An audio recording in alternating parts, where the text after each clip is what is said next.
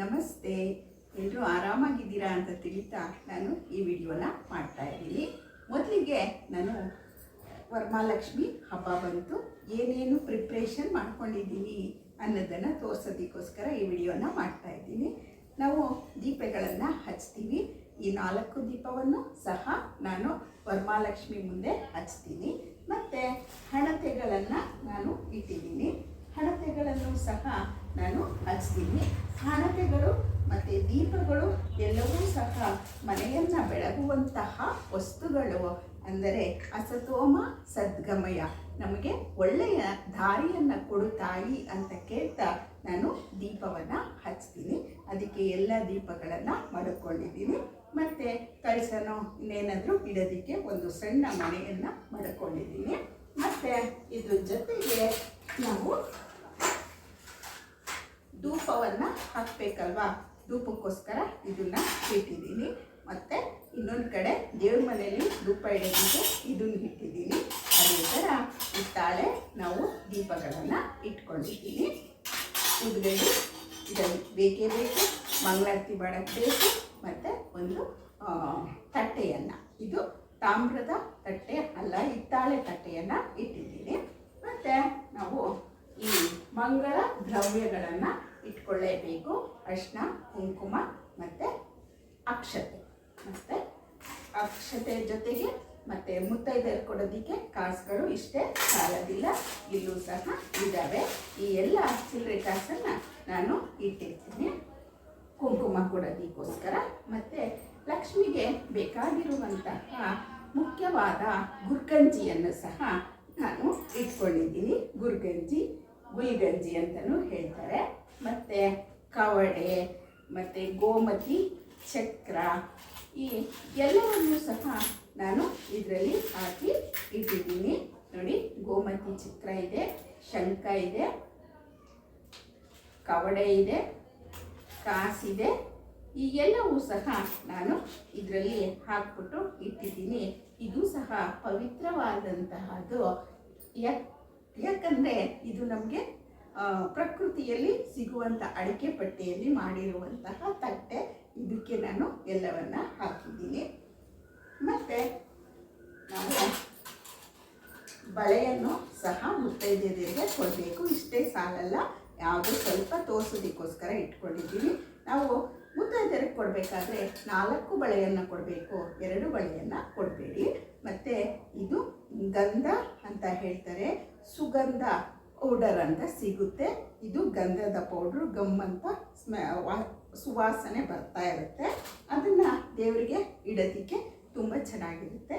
ಇದನ್ನು ಸಹ ಇಟ್ಟಿದ್ದೀನಿ. ಮತ್ತು ಗುಲ್ಗಂಜಿ ತೋರಿಸ್ದೆ. ಅದ್ರ ಜೊತೆಗೆ ಇದು ನಾವು ಕಳಸಕ್ಕೆ ನಾನು ಇದು ಮತ್ತು ಇದು ಎರಡನ್ನು ಇಟ್ಟು ಕಳಸವನ್ನು ಇಡ್ತೀನಿ. ಇದರೊಳಗಡೆ ನಾನು ಅಕ್ಕಿಯನ್ನು ಹಾಕ್ತೀನಿ. ಇದು ನಮ್ಮನೆ ಪದ್ಧತಿ, ಅಕ್ಕಿಯನ್ನು ಹಾಕ್ತೀವಿ, ನೀರನ್ನು ಹಾಕೋದಿಲ್ಲ ನಾವು. ಮತ್ತು ಇದರೊಳಗಡೆ ಹಾಕೋದಕ್ಕೆ ಅಂದರೆ ಕಳಸದ ಒಳಗಡೆ ಆಮೇಲೆ 5 ವಿಳೆದೆಲೆಯಿಂದ ಅಲಂಕಾರ ಮಾಡ್ತೀವಿ. ಕಳಸಕ್ಕೆ ಹಾಕೋದಕ್ಕೆ ಈ ಡ್ರೈ ಫ್ರೂಟ್ಸ್ ಇರುತ್ತಲ್ವ, ಗೋಡಂಬಿ ಮತ್ತು ಬಾದಾಮಿ, ದ್ರಾಕ್ಷಿ, ಒಂದು ಗೋಟಡಿಕೆ, ಮತ್ತು ಗೋಮತಿ ಚಕ್ರ, ಶಂಖ, ಕವಡೆ ಮತ್ತು ಕಾಸು, ಒಂದು ಸ್ವಲ್ಪ ಅಕ್ಕಿ, ಒಂದು ಗುಲ್ಗಂಜಿಯನ್ನು ಹಾಕ್ತಾ ಇದ್ದೀನಿ. ಇದಕ್ಕೆ ಹಾಕೋದಕ್ಕೆ ಇನ್ನೊಂದು ಮುಖ್ಯವಾಗಿ ಬೇಕಾಗಿರುವಂಥದ್ದು ಏನಪ್ಪ ಅಂದರೆ, ಇದು ತೋರಿಸ್ತೀನಿ ನಾನೀಗ. ಇದು ಬೇಕೇ ಬೇಕು, ನಾವು ಕಳಿಸೋದಕ್ಕೆ ಹಾಕೋದಕ್ಕೆ ಬೇಕೇ ಬೇಕು. ಗ್ರಹಣ ಬಂದವು ಸಹ ಇದನ್ನು ನಾವು ಎಲ್ಲ ನೀರಿಗೂ ಹಾಕಿದ್ರೆ ಗ್ರಹಣ ದೋಷ ಇರೋದಿಲ್ಲ ಅಂತ ಹೇಳ್ತಾರೆ. ಅದೇ ರೀತಿ ನಾವು ಲಕ್ಷ್ಮೀ ಪೂಜೆ ಮಾಡುವಾಗ ಇದನ್ನು ನಾವು ಕಳಿಸ್ತಲ್ಲಿ ಈ ರೀತಿ ಇಡಬೇಕಾಗುತ್ತೆ. 1 2 ತಗೊಂಡು ಈ ದರ್ಬೆಯನ್ನು ನಾವು ತುಂಬ ಪವಿತ್ರವಾದ ವಸ್ತು ಅಂತ ಹೇಳ್ತೀವಿ. ಈ ದರ್ಬೆಯನ್ನು ನಾವು ಈ ಕಳಸದ ಒಳಗಡೆ ಈ ರೀತಿ ಜೋಡಿಯಾಗಿ ಮಾಡಿಬಿಟ್ಟು ನಾವು ನೋಡಿ ಈ ಥರ ತಿರುಗಿಸಿದ್ರೆ ಅದು ಜೋಡಿ ಆಗುತ್ತೆ. ಇದು ನಾವು ದರ್ಬೆಯನ್ನು ಈ ರೀತಿ ಮಾಡಿದಾಗ ಇದು ವಿಷ್ಣು ಲಕ್ಷ್ಮಿಯ ಸಂಕೇತ ಅಂತ ಹೇಳ್ತಾರೆ. ನಮಗೆ ನಮ್ಮ ಪುರೋಹಿತರು ಹೇಳಿದಂತಹದ್ದು ಈ ದರ್ಬೆಯನ್ನು ಇಟ್ಟರೆ ಸಾಕು, ನಮ್ಮ ದೋಷ ಯಾವುದೂ ಬರಲ್ಲ. ಪೂಜೆ ಮಾಡಬೇಕಾದ್ರೆ ಎಲ್ಲ ದೋಷವೂ ಒಟ್ಟೋಗ್ಬಿಡುತ್ತೆ. ಈ ರೀತಿ ನಾವು ಇದು ಮೇಲೆ ಬರಬೇಕು, ಈ ರೀತಿ ಇಡಬೇಕು. ಅಕ್ಕಿ ಹಾಕಿದಾಗ ಇನ್ನು ಒಳಗಡೆ ಹೋಗುತ್ತೆ. ದರ್ಬೆ ಅಂತೂ ಲಕ್ಷ್ಮೀ ಪೂಜೆಗಾಗಲಿ ಯಾವುದೇ ಪೂಜೆಗಾಗಲಿ ತುಂಬ ಇಂಪಾರ್ಟೆಂಟು. ಈ ದರ್ಬೆ ಇರಲೇ ಬೇಕು. ಇದನ್ನು ನಾವು ಕಳಸದಲ್ಲಿ ಹಾಕ್ತೀವಿ. ಇಷ್ಟೆಲ್ಲ ವಸ್ತುಗಳನ್ನು 16 ವಸ್ತುಗಳನ್ನು ಹಾಕಬೇಕು. ಅದರಲ್ಲಿ ಅರಿಶಿನ, ಕುಂಕುಮ, ಅಕ್ಷತೆ ಎಲ್ಲವನ್ನು ಸೇರಿಸಿ 16 ವಸ್ತುಗಳನ್ನು ನಾವು ಕಳಸದೊಳಗಡೆ ಹಾಕಬೇಕು. ಕಳಸ ಸ್ಥಾಪನೆ ಮಾಡೋದಕ್ಕಿಂತ ಮುಂಚೆ ನಿಮ್ಮ ಪದ್ಧತಿ ಪ್ರಕಾರ ಕಳಸದೊಳಗಡೆ ನೀರಾದರೂ ಹಾಕಿ ಅಕ್ಕಿಯಾದರೂ ಹಾಕಿ. ನಮ್ಮ ಪದ್ಧತಿ ಪ್ರಕಾರ ನಾವು ಅಕ್ಕಿಯನ್ನು ಹಾಕ್ತೀವಿ ಕಳಸದೊಳಗಡೆ. ಆಮೇಲೆ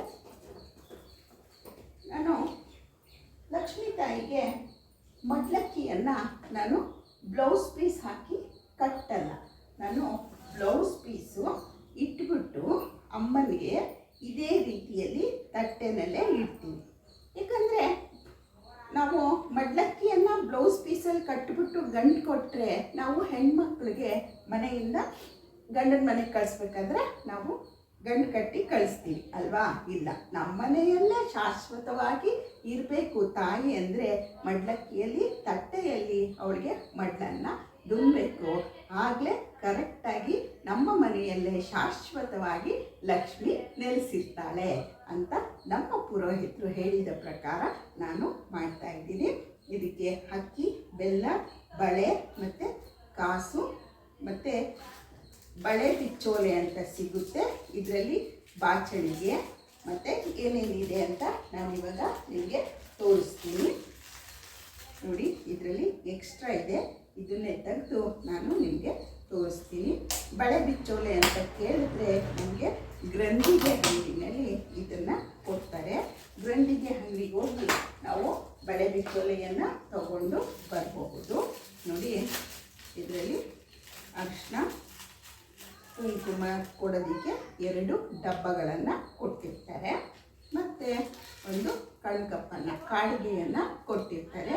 ಏಕೆಂದರೆ ಅಲಂಕಾರ ಮಾಡ್ಕೊಳ್ಳೋದು ಲಕ್ಷ್ಮಿ ಮತ್ತು ನಮ್ಮ ಹೆಣ್ಣು ಮಕ್ಕಳ ಗುಣ ಅಲ್ವಾ, ಅದಕ್ಕೋಸ್ಕರ. ಮತ್ತು ಬಳೆಯನ್ನು ಕೊಟ್ಟಿರ್ತಾರೆ, ಬಳೆ ಬಿಚ್ಚೋಲೆ. ಮತ್ತು ಬಾಚಿಣಿಗೆಯನ್ನು ಸಹ ಕೊಟ್ಟಿರ್ತಾರೆ. ಮತ್ತು ಒಂದು ಪುಟಾಣಿ ಕನ್ನಡಿಯನ್ನು ಸಹ ಕೊಟ್ಟಿರ್ತಾರೆ. ಈ ಬಳೆ ಬಿಚ್ಚೋಲೆಯನ್ನು ಕೊಡಿ ಅಂತ ಹೇಳಿದರೆ ಸಾಕು, ನಾವು ಇದರಲ್ಲಿ ಹೋಗ್ಬಿಟ್ಟು ಗ್ರಂಥಿಗೆ ಅಂಗಡಿನಲ್ಲಿ, ಅಂದರೆ ಅರಿಶಿನ ಕುಂಕುಮ ಎಲ್ಲ ಮಾಡ್ತಾರಲ್ಲ ಆ ಅಂಗಡಿಲಿ ಹೋಗ್ಬಿಟ್ಟು ಇದ್ರ ಜೊತೆಗೆ ಒಂದು ಅರಿಶಿನ ಕುಂಕುಮದ ಪಾಕೆಟು ಸಹ ಇಟ್ಟಿರ್ತಾರೆ. ಇದನ್ನೇ ತಗೊಂಡು ಬಂದು ನಾವು ಮಡ್ಲಕ್ಕಿ ಜೊತೆ ನಾವು ತಾಯಿ ಮುಂದೆ ಇಡಬೇಕು. ಮತ್ತು ಅವಳನ್ನು ನಾವು ಮನೆಯಲ್ಲೇ ಶಾಶ್ವತವಾಗಿ ಇರು ಅಂತ ಹೇಳೋದಕ್ಕೋಸ್ಕರ ಇದನ್ನು ಈ ತಟ್ಟೆಯಲ್ಲಿ ನಾವು ಅವಳಿಗೆ ಅರ್ಪಿಸ್ಬೇಕು. ಅಮ್ಮ ಈಸ್ಕೊಂಡು ನಮ್ಮ ಮನೆಯಲ್ಲೇ ಶಾಶ್ವತವಾಗಿ ಇರ್ತಾಳೆ. ಇದು ನಮ್ಮ ಪದ್ಧತಿ, ನಮ್ಮ ಮನೆತನದ ಪದ್ಧತಿ. ನಿಮಗೆ ಯಾವ ರೀತಿ ಗಂಟು ಹಾಕಿ ಇಡಬೇಕು ಅನಿಸಿದ್ರೆ ಗಂಟು ಹಾಕಿ ಇಡಿ. ಆದರೆ ನಾವು ಮಾಡೋದು ಈ ರೀತಿ ಕೊಬ್ಬರಿ ಬಟ್ಲಲ್ಲಿ ಸ್ವಲ್ಪ ಇದು ಅಡಿಕೆಯನ್ನು ಹಾಕ್ಬೋದು, ಇಲ್ಲಾಂದರೆ ಡ್ರೈ ಫ್ರೂಟ್ಸನ್ನು ಹಾಕ್ಬೋದು. ಇದ್ರ ಜೊತೆಗೆ ನಮಗೆ ಇಷ್ಟವಾದಂತಹ ಹಣ್ಣುಗಳನ್ನು ಸಹ ಅಮ್ಮನಿಗೆ ಅರ್ಪಿಸ್ಬೋದು. ಎಲೆ, ಅಡಿಕೆ, ಹಣ್ಣುಗಳನ್ನು ಸಹ ಅಮ್ಮನಿಗೆ ಕೊಡಬಹುದು. ಮತ್ತು ಮಲ್ಲಿಗೆ ಹೂವು ಅಮ್ಮನಿಗೆ ತುಂಬ ಇಷ್ಟ. ಅರಿಶಿನ ಕುಂಕುಮ ಕೊಡುವಾಗ ನಾವು ಮಲ್ಲಿಗೆ ಹೂವನ್ನು ಅಮ್ಮನಿಗೆ ಅರ್ಪಿಸಿದ್ರೆ ಅಮ್ಮ ತೃಪ್ತಿ ಆಗ್ತಾಳೆ. ವರಮಹಾಲಕ್ಷ್ಮಿ ಅಮ್ಮ.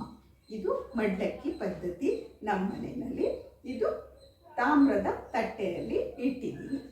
ಸ್ಟೀಲ್ಗಿಂತ ತಾಮ್ರ, ಹಿತ್ತಾಳೆ, ಬೆಳ್ಳಿ ಶ್ರೇಷ್ಠ ಅಂತ ಹೇಳ್ತಾರೆ. ನಮ್ಮಂಥವ್ರು ಬೆಳ್ಳಿದೆಲ್ಲ ತರೋಕ್ಕಾಗಲ್ಲ. ಅಟ್ಲೀಸ್ಟ್ ತಾಮ್ರ, ಹಿತ್ತಾಳೆನಾದರೂ ಆದಷ್ಟು ನಾವು ಉಪಯೋಗ ಮಾಡೋಣ ದೇವರ ಪೂಜೆಯನ್ನು ಮಾಡುವಾಗ.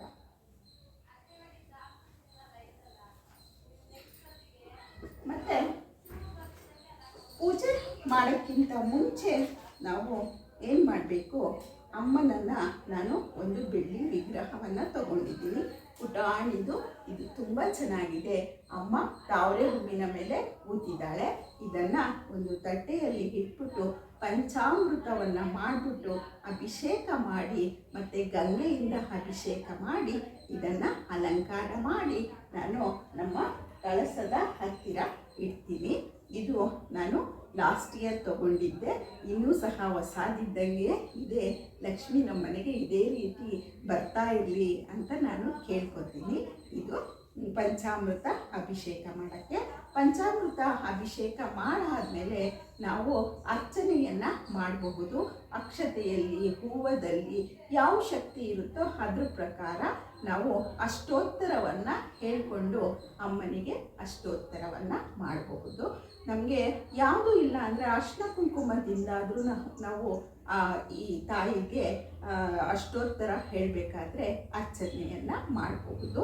ಆಮೇಲೆ ಇದನ್ನು ಕೊಂಡಿಸಿ ಅಲಂಕಾರವನ್ನು ಮಾಡಬಹುದು. ಕಳಸದ ಜೊತೆ ಈ ವಿಗ್ರಹವನ್ನು ಸಹ ಇಡಬಹುದು.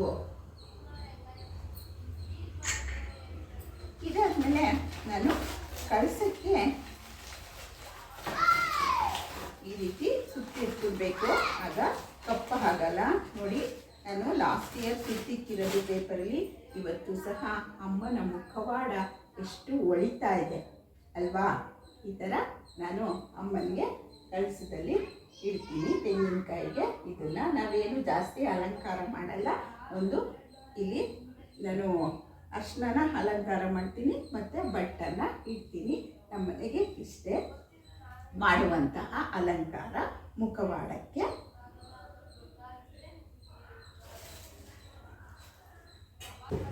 ನಾನು ಅಮ್ಮನಿಗೆ ಸೀರೆಯನ್ನು ಇಡ್ತೀನಿ. ಇದ್ರ ಜೊತೆ ಬ್ಲೌಸ್ ಪೀಸು ಇರುತ್ತೆ. ಆದರೂ ಸಹ ನಾನು ಒಂದು ಬ್ಲೌಸ್ ಪೀಸನ್ನು ಅಮ್ಮನಿಗೆ ಇಡ್ತೀನಿ. ಸೀರೆ ಜೊತೆಗೆ ಇದು ಇಡುವಂಥದ್ದು ಬ್ಲೌಸ್ ಪೀಸ್ ಆಲ್ರೆಡಿ ನಾನು ಅದರಲ್ಲಿ ಇಟ್ಟಿದ್ದೀನಿ. ಇದು ವರಮಹಾಲಕ್ಷ್ಮಿಗೆ ಉಡಿಸುವಂತಹ ಸೀರೆಗೆ ಇಡುವಂತಹ ಬ್ಲೌಸ್ ಪೀಸು ಈ ರೀತಿ ಇಡ್ತೀನಿ. ಇದೇ ಸೀರೆ ಇಡ್ತೀವೋ ಇಲ್ಲ ಬೇರೆ ತರ್ತೀವೋ ಗೊತ್ತಿಲ್ಲ. ಸದ್ಯಕ್ಕೆ ನಾನು ಇಷ್ಟು ಪ್ರಿಪ್ರೇಷನನ್ನು ಮಾಡ್ಕೊಂಡಿದ್ದೀನಿ ಅಮ್ಮನಿಗೋಸ್ಕರ. ಮತ್ತು ಇನ್ನೊಂದು ತೋರಿಸ್ತೀನಿ. ಈಗ ನಾನು ಅಮ್ಮನಿಗೆ ಹಾಕುವಂತಹ ಒಡವೆಗಳು. ಇದು ನಾನು ಪಂಚಲೋಹದಲ್ಲಿ ಮಾಡಿಸಿ ಇಟ್ಟುಬಿಟ್ಟಿದ್ದೀನಿ. ಪಂಚಲೋಹದ ಒಡವೆಗಳು ನಾನು ಯಾವತ್ತೂ ಇದನ್ನು ಯಾರು ಹಾಕ್ಕೊಳ್ಳೋದಕ್ಕೆ ಕೊಡಲ್ಲ. ಅಮ್ಮನಿಗೋಸ್ಕರನೇ ಇಟ್ಟಿರುವಂಥದ್ದು. ಮತ್ತು ಅಮ್ಮನಿಗೆ ಒಂದು ನೆರಿಗೆಗೆ ಹಾಕೋದಕ್ಕೆ ಪಿನ್ನು ಸಹ ಇಟ್ಟಿದ್ದೀನಿ. ಇದು ಸಹ ತುಂಬ ಚೆನ್ನಾಗಿದೆ. ನೋಡಿ, ಅಮ್ಮನಿಗೋಸ್ಕರನೇ ನಾವು ಕೆಲವು ಒಡವೆಗಳನ್ನು ಪಂಚಲೋಹದಿಂದ ಮಾಡಿಸ್ಕೊಂಬಂದು ಇಟ್ಟಿದ್ದೀವಿ. ನಮಗೆ ಚಿನ್ನದಾಗುತ್ತೋ ಇಲ್ವೋ, ಅಟ್ಲೀಸ್ಟ್ ಅಮ್ಮನಿಗೆ ಒಂದು ಸ್ವಲ್ಪ ನಾವು ಪಂಚಲೋಹದ ಒಡವೆಗಳನ್ನಾದರೂ ಹಾಕಬಹುದು ಅಲ್ವಾ? ಸಪ್ರೇಟಾಗೆ ಇಟ್ಬಿಡಬೇಕು ಈ ಪಂಚಲೋಹದ ಒಡವೆಗಳನ್ನು. ನೀವು ಚಿನ್ನದಲ್ಲಿ ಮಾಡ್ಸೋಕ್ಕೆ ನಮಗೆ ಶಕ್ತಿ ಇದೆ, ಚಿನ್ನದಲ್ಲಾದರೂ ಮಾಡಿಸಿ, ಬೆಳ್ಳಿಯದ್ರಲ್ಲಾದರೂ ಮಾಡಿಸಿ, ಅಮ್ಮನಿಗೆ ನಾವು ಸಪ್ರೇಟಾಗಿ ಇಡಬೇಕಾಗುತ್ತೆ.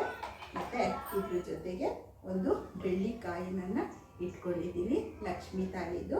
ಇದು ಸಹ ಇದರಲ್ಲೇ ಇರುತ್ತೆ, ಯಾವುದನ್ನು ಸಹ ಮಿಕ್ಸ್ ಮಾಡಲ್ಲ ನಾವು. ಮತ್ತು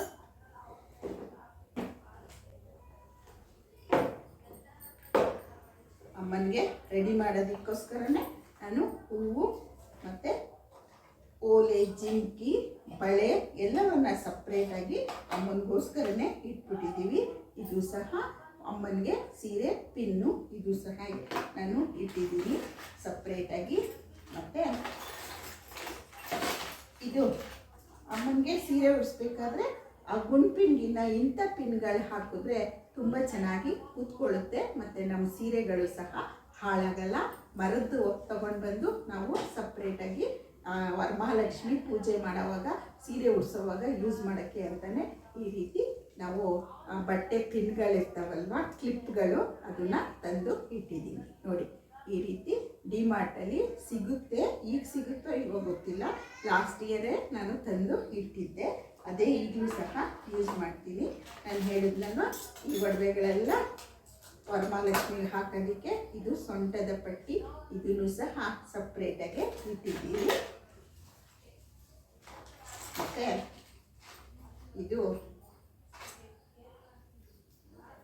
ಇದೊಂದು ಮಾತ್ರ ನಾವು ಅಮ್ಮನಿಗೆ ಇಡ್ತೀವಿ. ಇದು ಚಿನ್ನದ್ದು, ಮನೆಯಲ್ಲೇ ಇಡಲ್ಲ, ಬ್ಯಾಂಕಲ್ಲಿ ಇರುತ್ತೆ. ಇವಾಗ ಅಮ್ಮನಿಗೆ ಹಾಕೋದಕ್ಕೋಸ್ಕರ ತಗೊಂಡು ಬಂದಿದ್ದೀವಿ. ಇದನ್ನು ನಾವು ಅಮ್ಮನಿಗೆ ಹಾಕ್ತೀವಿ. ಇದ್ರದ್ದು ಓಲೆನೂ ಸಹ ಇದೆ. ಇದು ಪುಟ್ಪುಟಾಣಿಗೆ ಚೆನ್ನಾಗಿದೆ ಓಲೆ. ಈ ರೀತಿ ನಾವು ಕೆಲವು ಪಂಚಲೋಹದ ಒಡವೆಗಳನ್ನು ಮಾಡಿಸ್ಕೊಂಬಂದು ಅಮ್ಮನಿಗೆ ಹಾಕೋದಕ್ಕೋಸ್ಕರನೇ ಇಟ್ಬಿಟ್ಟಿದ್ದೀವಿ. ಇದನ್ನು ನಾವು ಮನೆಯವರು ಯಾರು ಯೂಸ್ ಮಾಡಲ್ಲ.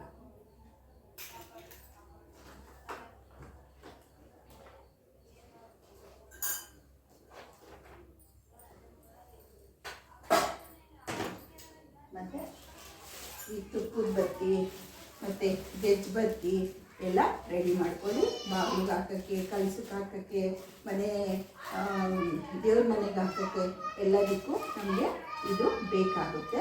ಮತ್ತು ನಾವು ನಾಗರು ಮಾಡೋಕ್ಕೆ ಹೋಗ್ತೀವಿ ಗಣಪತಿ ಹಬ್ಬದಲ್ಲಿ, ಅದಕ್ಕೂ ಸಹ ಯೂಸ್ ಆಗುತ್ತೆ ಅಂತ ನಾನು ಒಂದಷ್ಟು ತಂದು ಮನೆಯಲ್ಲಿ ಇಟ್ಟಿರ್ತೀನಿ. ಇದು ತುಪ್ಪದ ಬತ್ತಿಯನ್ನು ಮಾಡ್ಕೊಳ್ಳೋಕ್ಕೆ. ಇದು ಗೆಜ್ಜೆ ಬತ್ತಿ, ನಿಮಗೆಲ್ಲ ಗೊತ್ತು. ಗೆಜ್ಜೆ ಬತ್ತಿ, ತುಪ್ಪದ ಬತ್ತಿ ಒಂದಷ್ಟು ಮಾಡಿ ಇಟ್ಕೊಂಡ್ಬಿಟ್ರೆ ಹಬ್ಬಗಳ ಸೀಸನ್ನಲ್ಲಿ ನಾನಿದು ಮಾಡೋಕ್ಕಾಗಲ್ಲ ಅಂತ ಅಂಗಡಿಯಿಂದಲೇ ತಂದು ಇಟ್ಟಿದ್ದೀನಿ. ನೋಡಿಬಿಟ್ಟು ಸ್ವಚ್ಛವಾಗಿರುವ ಕಡೆ ತೊಗೊಂಡು ಬಂದು ನೀವು ಯೂಸ್ ಮಾಡ್ಕೊಳ್ಳಿ. ಮತ್ತು ಇವೆಲ್ಲ ಬಟ್ಟೆಗಳೇನಪ್ಪ ಅಂದರೆ ಇದು ದೇವರ ಬಟ್ಟೆಗಳು, ದೇವರ ಟೇಬಲ್ ಮೇಲೆ ಹಾಸೋಕ್ಕೆ, ದೇವ್ರು ಇಟ್ಟಾಗ ಯೂಸ್ ಮಾಡೋಕ್ಕೆ ಅಂತ ಹೇಳ್ಬಿಟ್ಟು ಎಲ್ಲ ಸಪ್ರೇಟಾಗಿ ಅಮ್ಮನಿಗೆ ರೆಡಿ ಮಾಡೋವಾಗ ಯೂಸ್ ಮಾಡೋವು ಅಂತ ನಾವು ಯಾವುದು ಮಿಕ್ಸ್ ಮಾಡಲ್ಲ. ಎಲ್ಲವನ್ನು ತೆಗೆದು ಶುದ್ಧ ಮಾಡಿ ಎತ್ತಿಟ್ಬಿಡ್ತೀವಿ ಒಂದು ಕಡೆ. ಇವೆಲ್ಲ ದೇವರಿಗೆ ಯೂಸ್ ಮಾಡುವಂತಹ ಬಟ್ಟೆಗಳು. ಮತ್ತು ಮುತ್ತೈದೆಯರಿಗೆ ಕೊಡೋದಕ್ಕೆ ಒಂದಷ್ಟು ಬ್ಲೌಸ್ ಪೀಸು ಇನ್ನೂ ಇದ್ದಾವೆ. ನಾನು ಸದ್ಯಕ್ಕೆ ಇಷ್ಟು ತೆಗೆದು ತೋರಿಸ್ತಾ ಇದ್ದೀನಿ.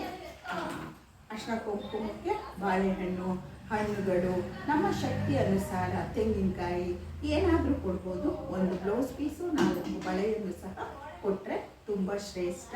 ಮೊದಲಿಂದ ನಾವು ಅದನ್ನೇ ಕೊಟ್ಕೊಂಬರ್ತಿದ್ದೀವಿ, ಈಗಲೂ ಅದನ್ನೇ ಕೊಡೋಣ ಅಂತ ಇದ್ದೀವಿ. ಮತ್ತು ಇದು ಇದಕ್ಕೆ ಬೇಕೇ ಬೇಕು. ತೆಂಗಿನಕಾಯಿ ಹೊಡೆದ ಮೇಲೆ ಇದು ಅರ್ಶಿನ ಕುಂಕುಮ ಮತ್ತು ಅಕ್ಷತೆ ಎಲ್ಲ ಹಾಕೋದಕ್ಕೆ ನಾನು ಒಂದು 4 ತೊಗೊಂಡಿದ್ದೀನಿ ಹಿತ್ತಾಳೆದು. ಇದನ್ನು ಸಹ ಹಬ್ಬದಲ್ಲಿ ಯೂಸ್ ಮಾಡ್ತೀನಿ. ಇದಂತೆ ಎಲ್ಲರಿಗೂ ಗೊತ್ತಿರೋ ಅಂಥದ್ದೇ. ಇದು ಬಾಳೆ ದಿಂಡನ್ನು ಇಡುವಂಥದ್ದು.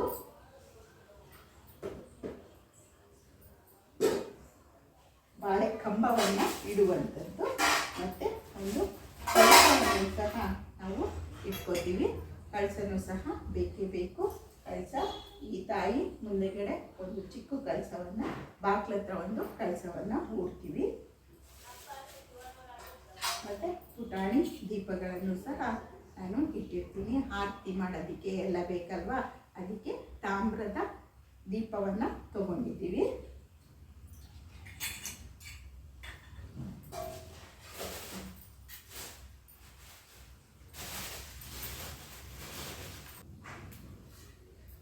ಇದು ಒಂದು ತಾಮ್ರದ ತಟ್ಟೆ. ಇದು ಸಹ ಪೂಜೆಗೆ ಶ್ರೇಷ್ಠ ಅಂತ ಹೇಳ್ಬಿಟ್ಟು ತಗೊಂಡಿದ್ದೀವಿ. ಇದರಲ್ಲಿ ಓಂ ಅಂತ ಇದೆ.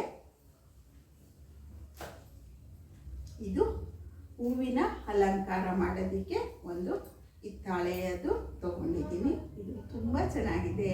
ಇದರಲ್ಲಿ ಹೂವಿನ ಅಲಂಕಾರ ಮಾಡಿಬಿಟ್ರೆ ಅಂತೂ ಕಣ್ಣಿಗೆ ಹಬ್ಬ ಆ ಥರ ಕಾಣುತ್ತೆ. ಇದಂತೂ ತುಂಬ ಶ್ರೇಷ್ಠ. ದೇವರ ಮುಂದೆ ಇಡೋದಕ್ಕೆ, ಗಣಪತಿ ಇಟ್ಟಾಗಿಡೋಕ್ಕೆ, ವರಮಹಾಲಕ್ಷ್ಮಿ ಇಟ್ಟಾಗಿಡೋದಕ್ಕೆ ಇದು ತುಂಬಾ ಶ್ರೇಷ್ಠ.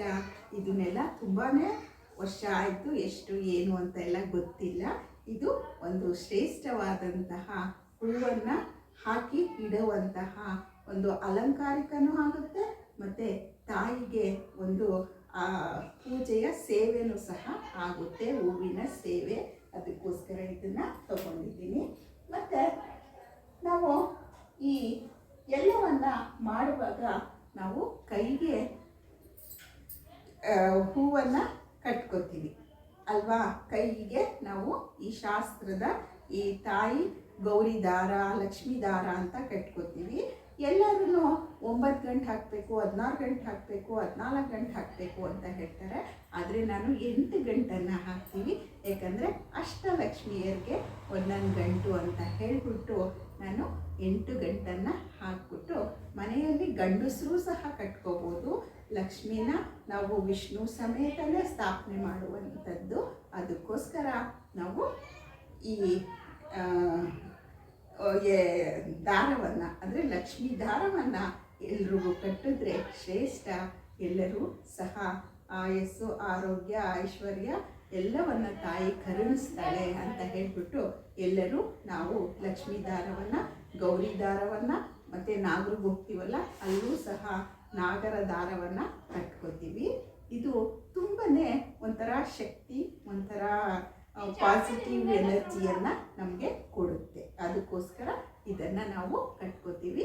ಇದು ನಮ್ಮ ಮನೆಯಲ್ಲಿ ಗಂಡು ಮಕ್ಕಳಿಂದ ಹೆಣ್ಮಕ್ಳು, ಸಣ್ಣ ಮಕ್ಕಳು ಎಲ್ಲರೂ ಸಹ ಕಟ್ಕೋತೀವಿ. 8 ಗಂಟನ್ನು ಹಾಕ್ತೀನಿ. ನಾನು ಅಷ್ಟಲಕ್ಷ್ಮಿಗೆ ಪೂಜೆ ಮಾಡೋದ್ರಿಂದ, ವರ ಮಹಾಲಕ್ಷ್ಮಿಗೆ ಪೂಜೆ ಮಾಡೋದ್ರಿಂದ ಎಲ್ಲರೂ 14, 16, 9 ಆ ಥರ ಹೇಳ್ತಾರೆ. ನಾವು ಮಾಡುವಂಥದ್ದು ನಮ್ಮನೆ ಪದ್ಧತಿಯನ್ನು ನಾನು ಹೇಳ್ತಾ ಇದ್ದೀನಿ. 8 ಗಂಟನ್ನು ನಾವು ಹಾಕಿ ಕಟ್ಕೊತೀವಿ. ಇಷ್ಟು ನಾನು ವರಮಹಾಲಕ್ಷ್ಮಿ ಹಬ್ಬಕ್ಕೆ ತಯಾರಿ ಮಾಡ್ಕೊಂಡಿರೋದು. ಇವೆಲ್ಲ ಒಂದು ಸಲ ತಗೊಳ್ಳುವಂಥದ್ದು.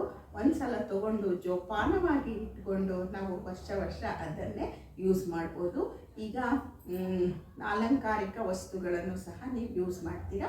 ಅದು ಅವರವರ ಇಚ್ಛೆಗೆ ಬಿಟ್ಟಿದ್ದು. ಯೂಸ್ ಮಾಡಿ ಚೆನ್ನಾಗಿ ಪೂಜೆ ಮಾಡಿ.